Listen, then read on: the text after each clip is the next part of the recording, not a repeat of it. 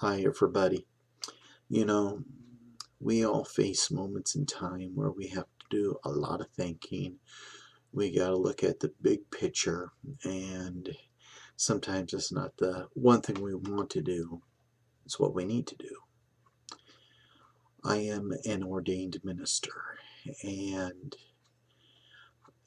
I have been thinking about what is my role as an ordained minister? What would I do for the community that would be beneficial for the community?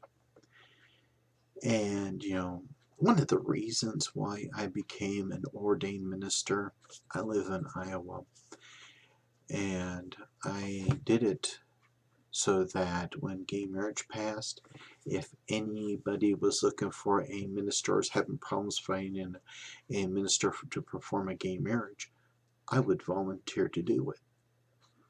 Well, and that's wonderful. That's a happy moment. But unfortunately, we have sad moments too. A few days ago, I learned that a friend of the family, a neighbor, passed away. Her name was Carmen. I liked Carmen. She was a wonderful person.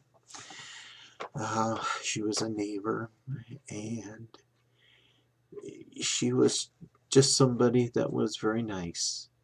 Um, she married my friend Joe, and Joe has been a neighbor longer.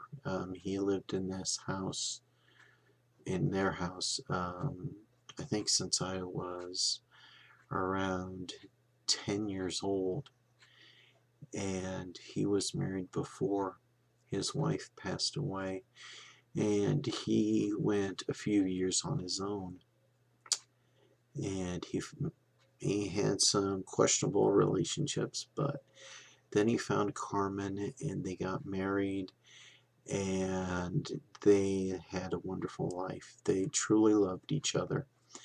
The sad thing, and it's kind of a romantic thing too, is that Joe passed away about 6 months ago, and Carmen passed away a few days ago, about a week now. So, they passed away close to each other. So, Carmen needed Joe, and Joe needed Carmen. So, anyway, I was talking about the rules of being a minister. That means funerals. I have yet to preside over a funeral. It's something I don't really want to do, but I realize that if I want to be of service to the community, we take the good and the bad together. I have a notebook, one of those nice little composite books, and it's my ceremonies book. I've decided that I needed to write down ceremonies and get things worked out so that if something was to pop up, I can handle it. I got this taken care of. Just give me date and time, and let me read this to you. And do you like what I have made up? I think that will help out. We can't just wait till the last minute.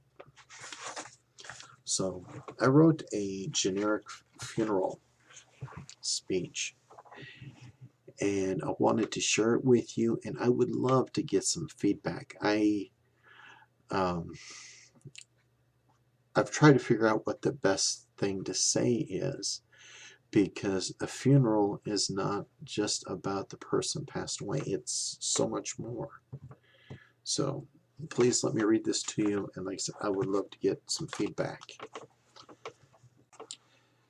In our lives, we meet many people. Some people touch us in special ways.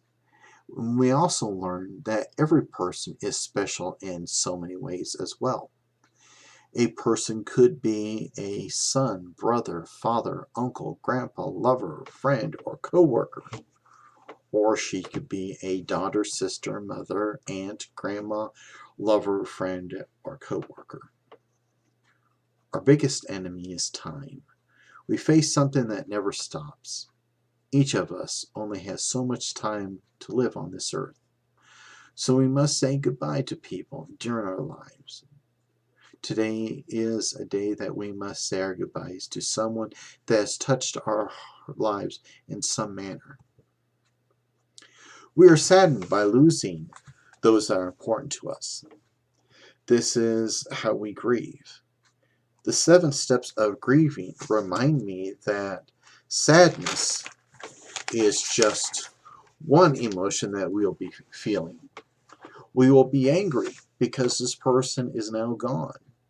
We will also in time feel happiness as well. We will do this by thinking of a good memory.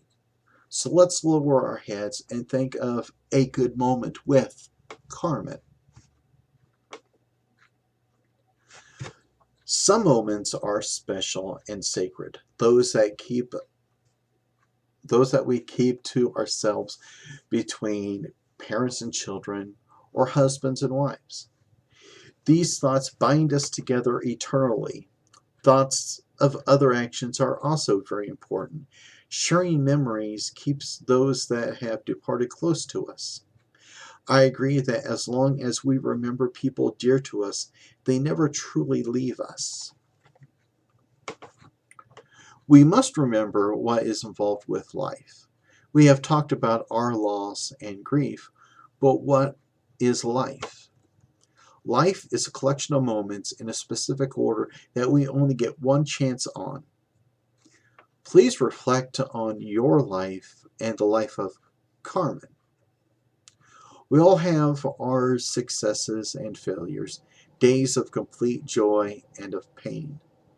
We've learned to walk, to write, to behave, to drive, to love, and so much more. Each moment, day, week, month, and year is full of challenges that made us who we are. Carmen's life was full of these moments. Time has made these moments into the person we honor today. Those moments with her help shape us into who we are today. That is how she shaped us. She helped us. Today is so much more than we may realize. We are here to grieve for a special person. We are trying to get closure for losing somebody close to us. We come together to help others get through their pain.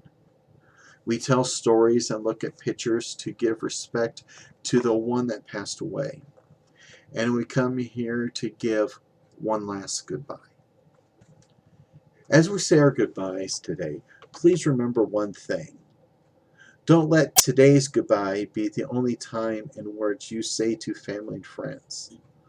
Love and kindness are needed in the world. Don't hold back. Show your love and kindness to Carmen and others here today and every day. Thank you. This is my rough draft of this. I think I did a good job of expressing, how it's important, how people are important to us. So please tell me what you think. Take care. Be at peace.